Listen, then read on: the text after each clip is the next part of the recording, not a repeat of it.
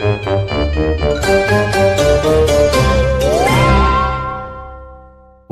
to the Midnight Matinee with your host and hostess, Robert and Angie Curtis. Welcome, everyone, back to the Midnight Matinee. We're back again. Yeah, we saw another movie. Well, a movie that was... Actually, we saw two. Yeah. We decided to see something that... I don't know why we avoided as long as we had. Yeah, I don't know either. Oh my gosh, I didn't have the synopsis. But we decided to see the M3gan movies. Yeah, M3gan. I'm not a big fan of puppets or ventriloquist dolls or any of that. So, probably one of the reasons I avoided it. But I thought it was great. I thought it was really good. I was expecting the second one to be less. I actually thought it was as good as the first one. Yep, I liked it a lot. I liked the acting in it. I thought that the story was really well written. It was just technical enough that if you're a tech person that you would be interested in it, but it wasn't overly technical, so that if you're not a tech person, you're not bored with the silliness of it. I thought it was really cool that they showed them making the M3gan, so they were like prototyping with like 3D printing and wiring and stuff like that. It was kind of cool. Yeah, I thought it was interesting because it brought up some interesting questions that I had always wondered about AI myself. You know, how it learns. It was funny that they were talking about morality, you know, the right and wrong, you know. Right. I thought that was very interesting myself. I especially like the way that in the second movie they elaborated a lot more on like M3gan's thought process of defending Katie, the little girl, and it kind of it makes it more obvious as to what was going on in the first movie, because in the first movie she's just like a homicidal robot, you know, and they kind of make her out to be the villain of that one. But then in this one she's like the hero of it, so then I actually had empathy for her. Yeah. At a couple of points I'm like, oh my gosh, I'm feeling empathy for an AI robot. Yeah. I felt bad for it at one point. But yeah, you knew that she was... You know, they kind of alluded to in the first one that she was definitely not gone, and I thought it was. I also liked the fact it had some kind of. It was a little, not campy, I guess, but it had some comical moments where they threw in a little bit of laughter, a little humor. You know, right. They didn't take it completely seriously. Yeah, because there's a convention that they have to infiltrate in order to get some information, so that they dress up M3gan as like a cosplayer to sneak into the convention, and it's pretty good. It was really fun. I had actually that part had kind of a K-poppy that reminded me of something like an anime K-poppy that would be like something that you would be interested in. And yeah, they were all dancing and stuff. It was fun. It really makes you wonder, like, where is this industry going? I mean, we can, to save time, we have used AI, ChatGPT, to, you know, generate something that would take a little longer. You know, we've done thumbnails and whatnot, you know, in the time frame. Right. I actually thought it was kind of neat. I was actually like, I wish I could talk to an AI, because at the same point, you know, and you had that thing that you had done, that ask...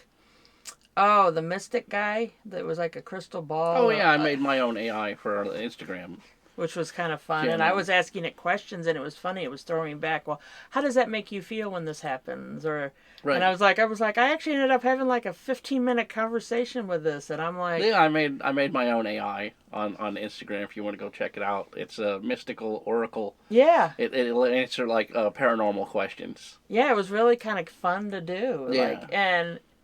Unlike talking to a person, even like a psychiatrist or a therapist or like that, you don't feel as judged, I think, by a machine. Well, that's part of my coaching for my AI is I told him that I didn't want it to be like, don't be judgmental about like conspiracy theory things, you know what I mean? Because like some people really believe in that stuff, you know. So just try to insert as much logic into the question as you can without being judgmental, you know, and being like, well, you're an idiot for believing in Bigfoot, you know, like things like that. So I can understand, because all the machine is basically, you know, what you put into it, right? Mm-hmm. And that's what we're talking about with M3gan, is that, you know, the theory that if you told an AI bot, to make an unlimited number of paper clips, it would deplete the Earth of all of its resources and kill every person on it because it would just keep making paper clips forever. Oh yeah, that was Right. actually an analogy that they used in the second Right. one about the paperclip, which I thought was very interesting Because myself. it doesn't see the bigger picture, right? And that's how robots or anything is programmed to follow its code. It's not looking at the 20,000 foot view of what's going on. It doesn't have morality. It doesn't have, things like that unless you program it into it. Yeah. Right. And that's what happened with, once the little girl Katie got access to Megan's program, then she added lines to it About the morality. I said that, like, And how does an AI know the true meaning of right and wrong? right. Like, you can feed him, something into it. And I thought it was funny because Megan will sing songs, which in the first one I'm like, la la la la la. Yeah, in the first one it was funny because it was kind of like an endearing moment. Kind of like a Barney or something Yeah. like that, because that's what she was originally built Right, she's for. supposed to be a companion For children. for the kid, and then to give like basically guardrails to the child who's doesn't have to be under supervision all the time. So Megan is there to be like, put the toilet seat down, or wash your hands after you go to the bathroom. Did you brush your teeth before you go to bed? Like that kind of Even thing. Megan got a little testy with Yeah. Katie at times, like, Right, flush the toilet. right, but yeah. then it went too far, like her Of programming. protecting her. Yes. Right. So then when she was bullied, then Megan took it personal and went after the bullies. Yes. So it was kind of over the top in that. It definitely had that uncanny valley, though, because... Well, they did that on purpose, though. She's supposed to look like her face doesn't emote like a person, Yes. because it's silicone. So the little girl who is actually playing Megan physically is wearing a mask that, looks like the robot. Yeah, I just asked him that a few minutes ago before we were setting up. I said, it's a girl, Amy Donald, is playing Megan, but then her voice is being done by somebody else. Yeah. Jenna Davis did the voice. Because Amy Donald, if I believe right, she's Australian. Oh, and is she some kind of, like, gymnast? Yeah, or? she's like Gotcha. So that's why she's able to do, all those high, the running crazy on kicks. four paws and all that stuff. Yeah. That creeps me out. Yeah. It works. There's a lot of scenes in the first movie that I thought were really, really well done. Yeah. Where, like, it's it's a doll. To a lot of other people, it's just a doll.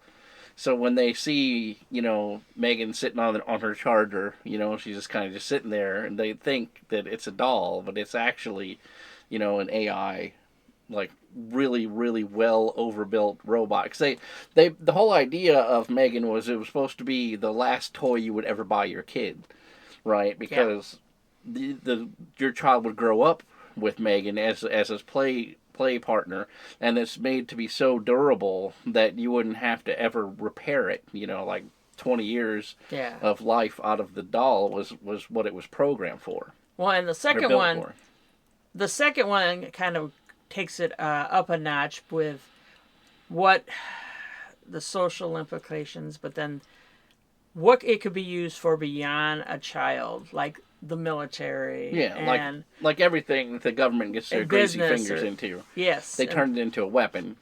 Right? Weaponized Megan, yes. Yeah. So they used more adult-sized version of Megan to pretend to be, a person that gets abducted and taken into a terrorist facility, and then now that it's in the terrorist facility, it gets loose. Infiltrate. Yeah. Because then there's a second robot. They were based on her plans that got out, her blueprints, I guess. Got out, and so there's a second Megan-like. In the first movie, there's an assistant to the weirdo that's in charge of the David, who's in charge of the company. His assistant makes a copy of all of Megan's blueprints, and you never really see what happened in the movie. They kind of like that. I thought at first when I saw that the first time, like, this is a storyline that didn't go anywhere. Right. So they must have known there was going to be a second movie or something. So that's all of the second movie, because all of that becomes important because this government program got a hold of those. Actually, an anti-AI company got a hold of the stuff because they wanted to suppress M3gan. Yeah. And then the government, because of that, got a hold of that blueprint and then made their own copy of M3gan with the intention of making it into a weapon. Well, and I could see that. I mean, they were all about, the second one talked about how kids are on their phone nonstop, or, they don't have real lives. They don't have any social skills. They don't have any social skills. They don't go outside. They children. don't do a lot of the stuff. I mean, I guess other than school. Right. But, Yeah. If you want to see how disconnected people in today's world are from reality, just read the comment section on some of my videos. Like, these people they're just so over the top vicious that, like, in real life, you know what I mean, they don't know how to talk to other people. Like, they're so petty and selfish, and that's how most of the majority of kids are. If you take their tablet away from them, for just 2 seconds, watch what happens. Well, they said that I actually saw something recently about that kids are so attached to their tablets and their phones that it's almost like they go through withdrawal, like physical withdrawals. Well, because they get that dopamine hit from seeing the things that they're interested in, and you know what I mean, like making stupid comments or whatever. They get that little charge, and then they just scroll to the next one, scroll to the next one, scroll to the next one, and then, you know what I mean, it's like a drug to them.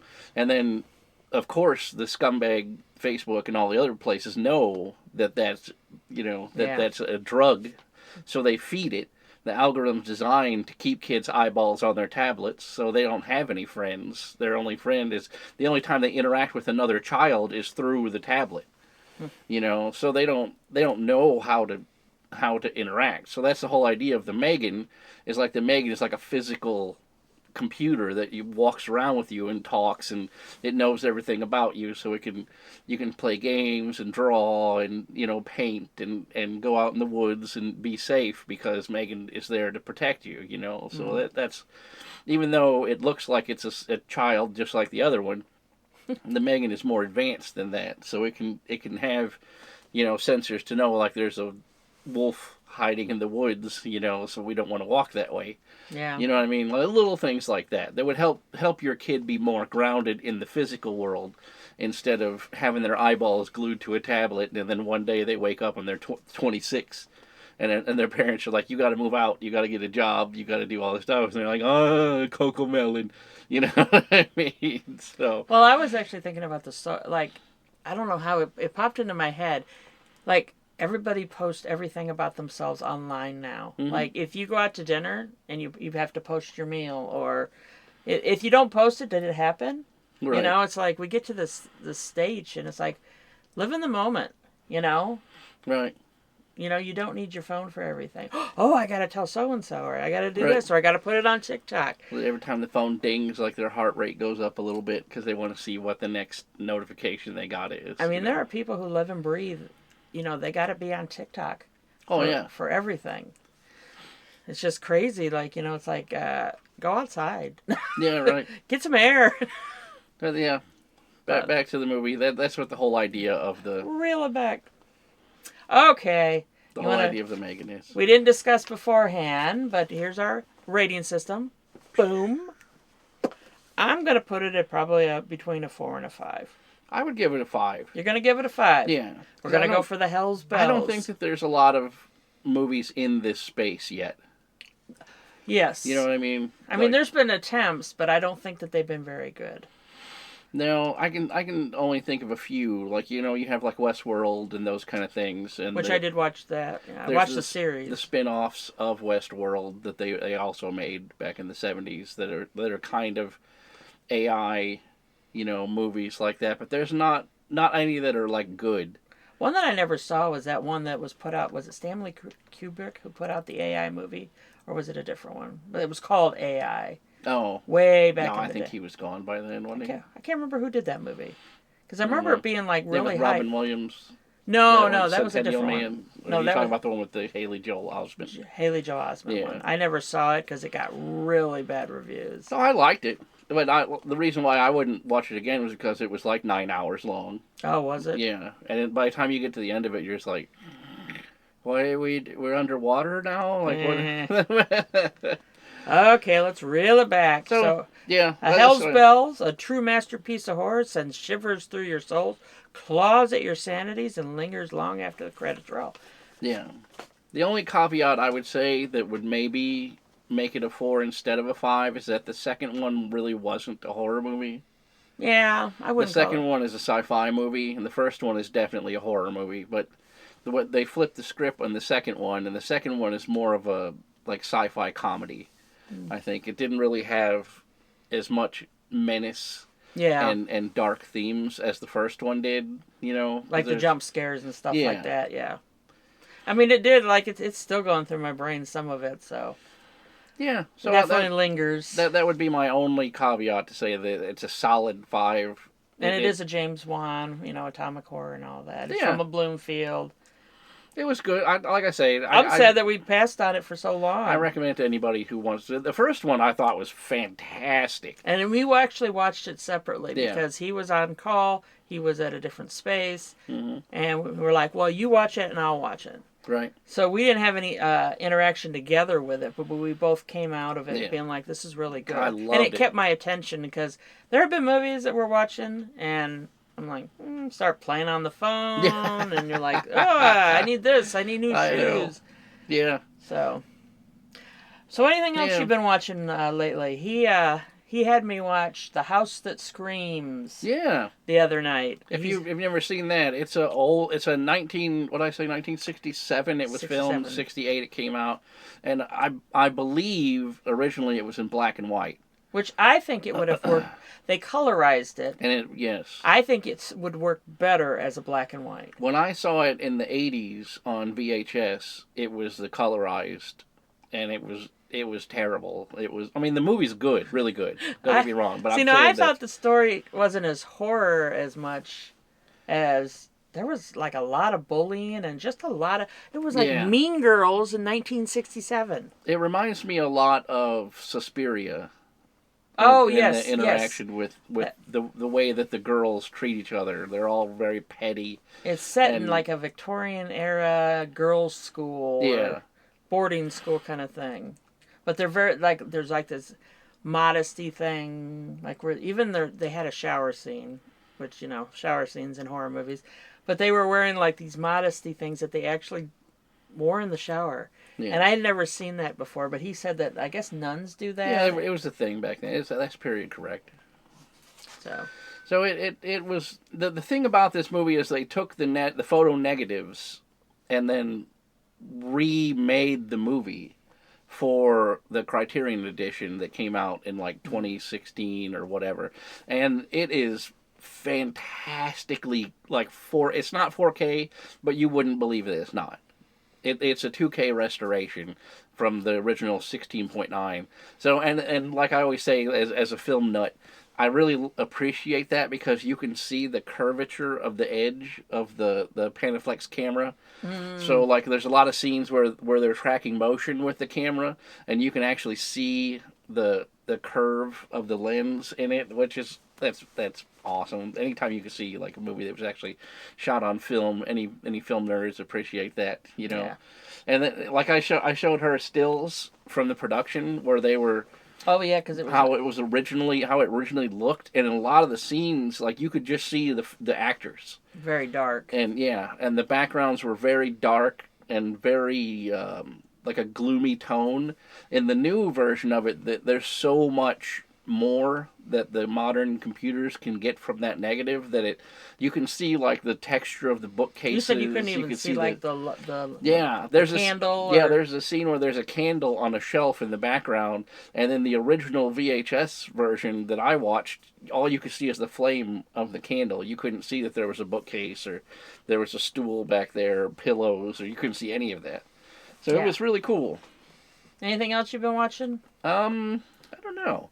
I watched a bunch of those, like I was saying, the late '60s kind of witch kind of movies. He from loves that. the 60s and 70s. Yeah. Like he likes to engross himself in the old school 60s and 70s terror movies. Yeah, there's something Horror about movies. those old horror movies that they that you don't get in a modern movie, or they don't.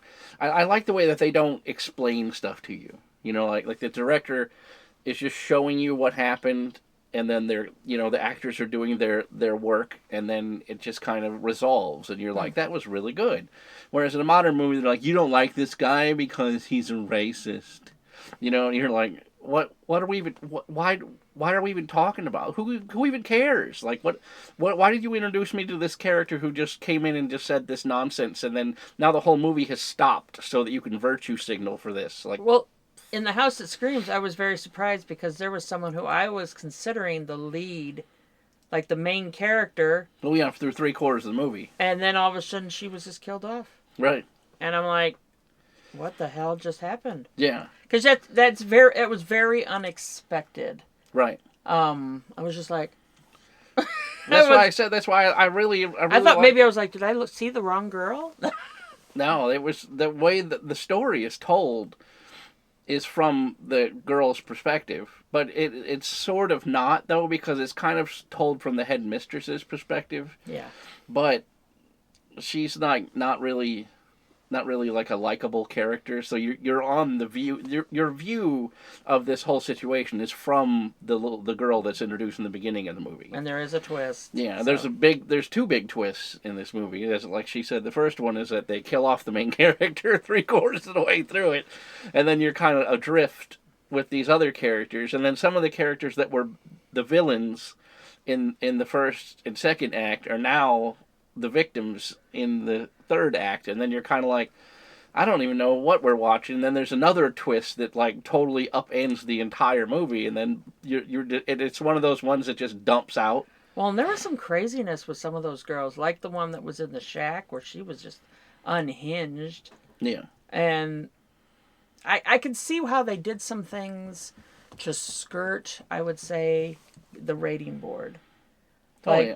Like, just some things, and then there was that girl that was, being whipped, and like, right.